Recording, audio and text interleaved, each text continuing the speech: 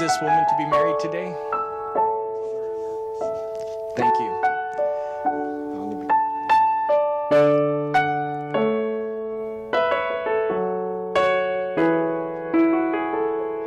Ladies and gentlemen, you may have a seat.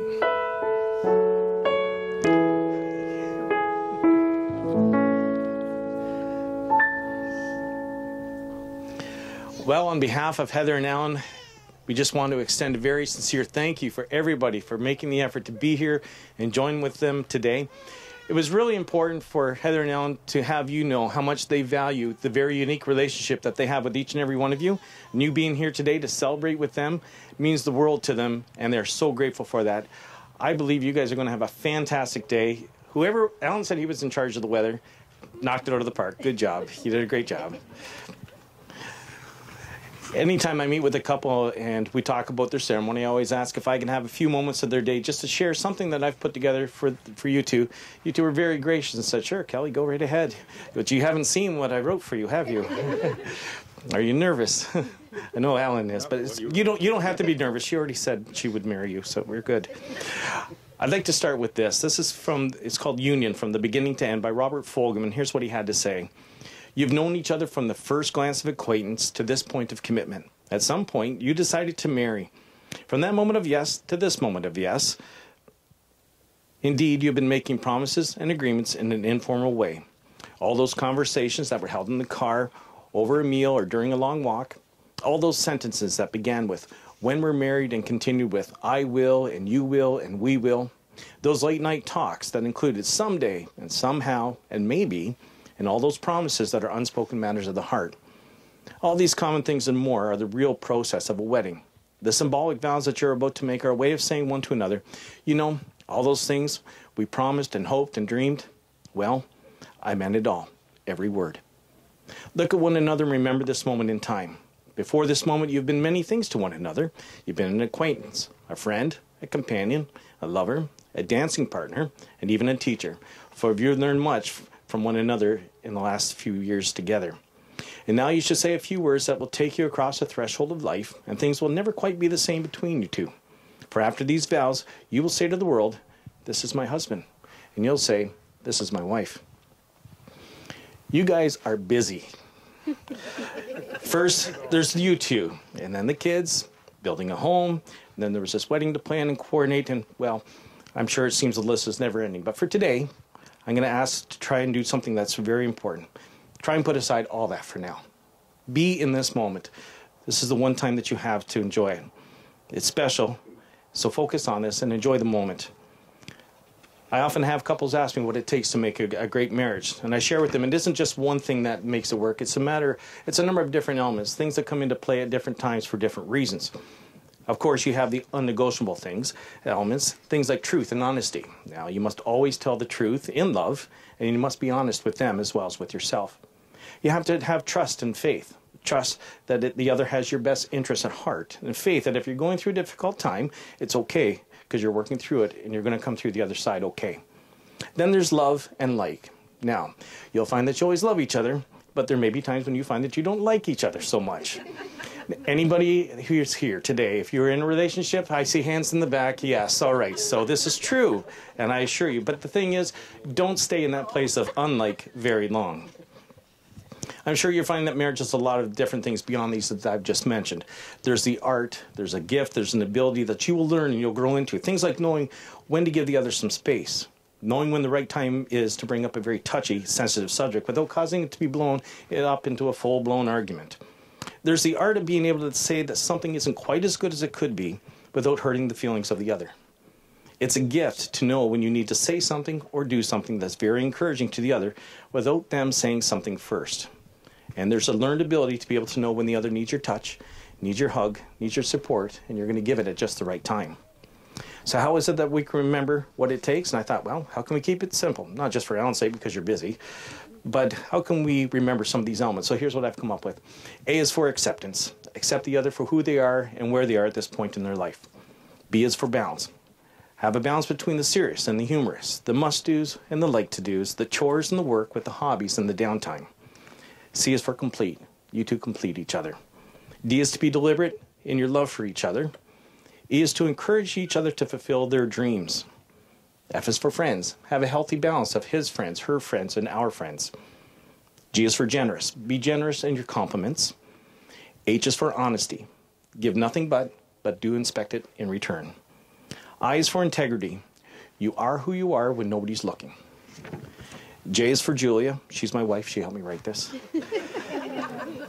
K is for kindness, or Kelly. Could be your favorite wedding officiant. L is for laughter. I hope that you will laugh often with each other, and I'm sure you will laugh often at each other. M is for memories. May you make many together of your own. N is for necessary. Know when something is necessary to do versus just wanting to do it.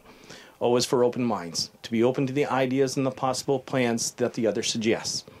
P is for perfect. Neither of you are perfect alone, but you are perfect for each other. Q is for quiet. You will hear much better if you're quiet.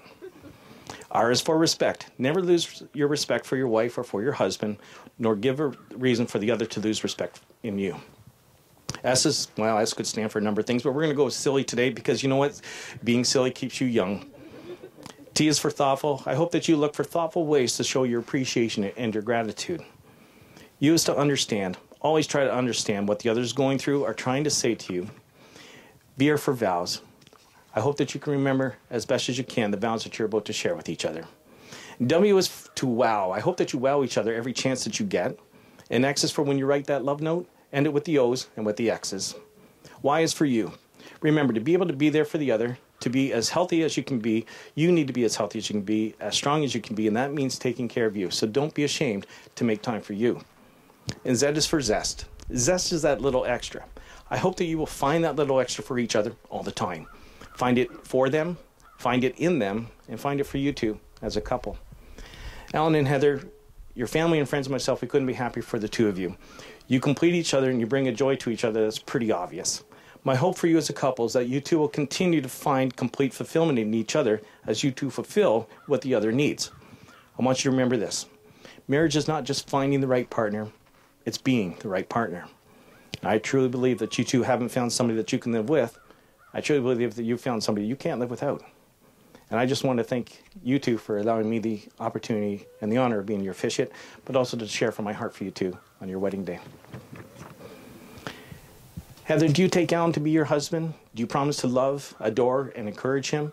Share the good times and achievements as well as the hard times and disappointments? Keep him in sickness and in sorrow, and to be loyal to him forevermore? I do. And Alan, do you take Heather to be your wife? Do you promise to love, adore, and encourage her? Share the good times and achievements as well as the hard times and disappointments? Keep her in sickness and in sorrow, and to be loyal to her forevermore? I do. Now you two wrote your own vows. Is it a ring toss to see who goes first? As long as you wrote it. I have yours.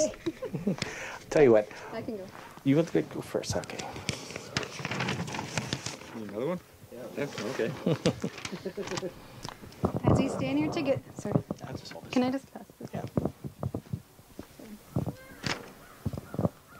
As we stand here together in front of our family and friends, I am amazed and happy to declare my strong and everlasting love for you. I promise to be the best wife, mom, and stepmom that I can be. I promise to always be working on our marriage and my love for you in every part of my being. I promise to communicate, to be honest, to continue to learn from my past, to work hard at what we are trying to build, and to be your partner, even when our house is full of teenagers and we are fighting against them. I promise to stand by your side during the hard times, to be faithful and to listen to your needs and to be your friend, always trying to make you laugh and make you feel loved. I promise to love you through sickness and health, for rich or for poor, and in Adam Sandler's words, I want to grow old with you. To be by your side as we create memories in our new home, as we watch our older children become adults and watch them go off to school and get married themselves, as we raise Nevaeh to follow in their footsteps, and to become grandparents together, and to always be by each other's side, encouraging one another as our love grows. This is our new beginning, a start to our new lives together, and I can't wait to spend it with you.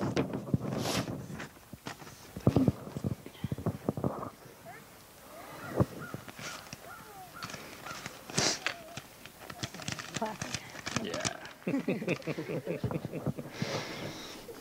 Heather, from the moment I met you, I knew you were the amazing woman I wanted, the woman I wanted to get to know. And from that moment, you've amazed me more and more by the woman you are, the mother you are, and the love you have in your heart for me and my son.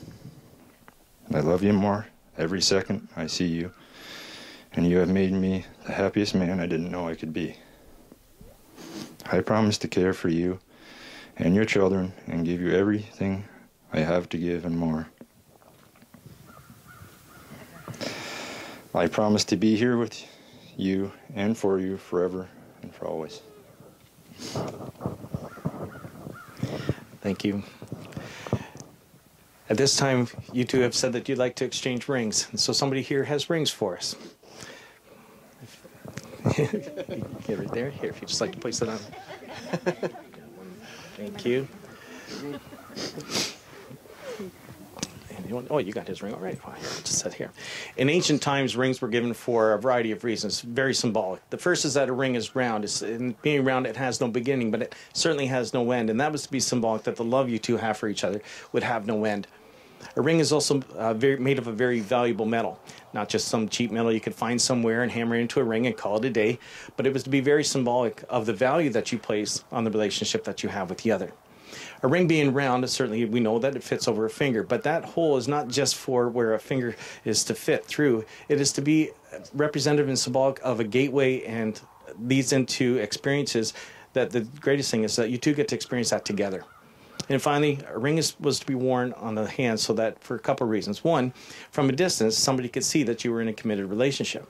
But it was also for you to serve as a reminder. Because there's going to be a day when you're getting into a vehicle. You're walking down the stairs, you're at the kitchen counter, and it's going to hit something, and it's going to make a noise, and you're going to look down, and you're going to see it.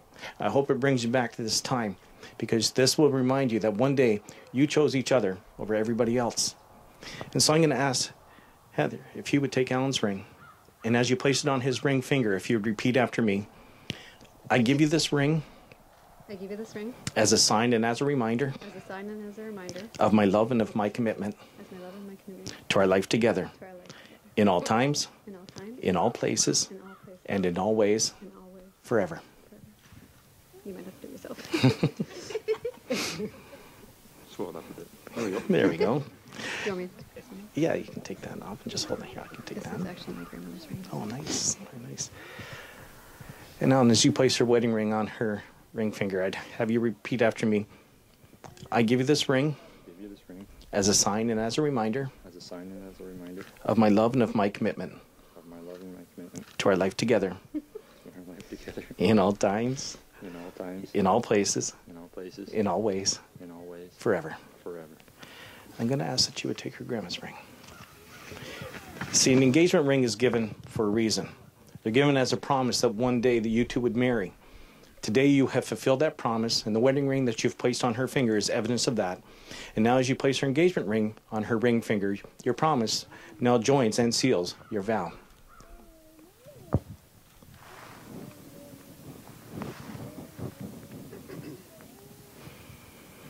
Well, Alan and Heather, you have shared vows. You've exchanged rings with each other before your family and friends. It is now a great privilege and an honor for me to be able to say that you two are now officially husband and wife. You may kiss your bride.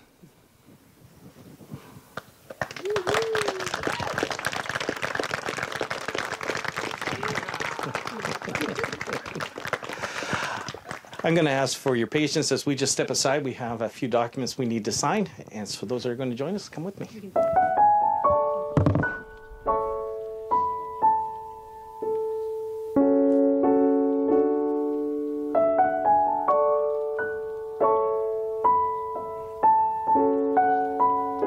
For your patience, everybody, while we took care of that. At this time, we have something that's very special. They see the children already up here. Just wanted to share with the kids today, you'll get to be artists. So you're going to help to complete a painting that will eventually make its way into the home for you guys to see. But although when others come and visit, they can see what you guys are painting as well. So just give me 1 second here. I just wanted to share something with you, and then I'm going to have you paint, all right?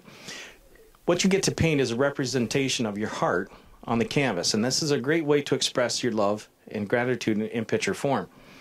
Now, families come about in different ways. It usually starts out with two people falling in love, and then from their love come children.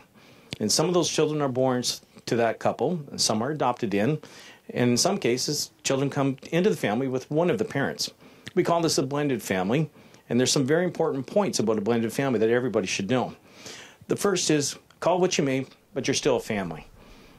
That means that you have siblings and parents, but most uniquely, you have a stepdad or a stepmom. And this means that you will do family things like family dinners and family trips. You also stick up for each other like family, but you will also argue and fight like family. Being a family doesn't mean everything is perfect all the time. What it does mean is that you two will understand that each of you are unique, and it'll bring something special to your family. Your family has a spot for you. The second thing is that a blended family is pretty common. It might feel as though you're the only ones going through it, but trust me, you're not the first, you're not the only, and you certainly won't be the last ones to go through it. The important thing to remember is that regardless of what your friends' families look like, what your neighbor's family might look like, who cares? This is your family, and that's what matters. Third thing is this: remember that stuff happens. Nobody's perfect. Your parents don't expect you to be perfect, but they do expect you to try. Now you two, as parents, your kids won't always think that you have it right, but they'll trust you like no other. Being a parent isn't easy, but it has to be done. Just know that both of your parents will make decisions to protect you and care for this, your family first and foremost. So go ahead, paint a heart that shows. The first one has been very tasty.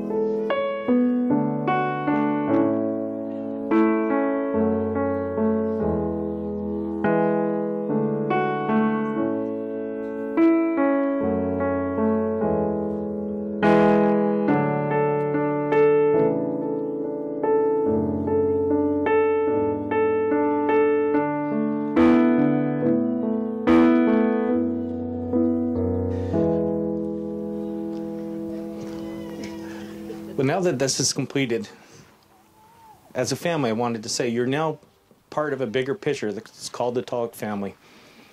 That means that you have a role in it too. At times you're going to have a say. You have an opinion, but remember, when it comes right down to it, and the decision has to be made, mom and dad are going to make it for you, and you'll just need to roll with it. But this is Tolick family. It's unique because you guys are close. Being part of a family means showing that you have a mutual respect for everyone. It means doing your best when times you don't feel like it. It means forgiving when somebody says that you've hurt them. And it means saying you're sorry when you've hurt them. It means allowing them to make mistakes because that's how people learn. It also means being there to pick them up and help to pick up the pieces when something didn't go right for them. It's realizing that there are times when people need their space, so give it to them. But remember, when you need your space, no one is a mind reader. So you may need to speak up nicely and say, I need my space. It's also about realizing that everybody in your family learns differently. They think differently. They see things differently. They react differently. They certainly wake up in the morning differently. And they argue differently. But that's all okay. You aren't to be the same because that would just be very boring. But at the end of the day, this is your family. I would encourage you to do all you can to make your family stronger in any way that you can. Let the adventure begin. The Tolick family adventure. I have this in closing for you too. In joining your lives, may life grant you both love to afford each other a special quality of time together, joy in the accomplishments of one another, an understanding that your interests and desires may not always be the same. May you have a friendship that's based on mutual trust.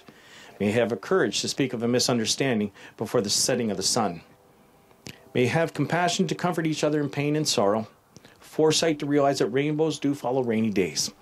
You may have an imagination to keep with you the part of the child you used to be, laughter from your sense of humor, and an awareness to live each day with the knowledge that there is no promise of tomorrow. So ladies and gentlemen, I'm going to ask if you'd please rise to your feet and allow me to introduce to you for the very first time as a married couple, Mr. and Mrs. Tolick.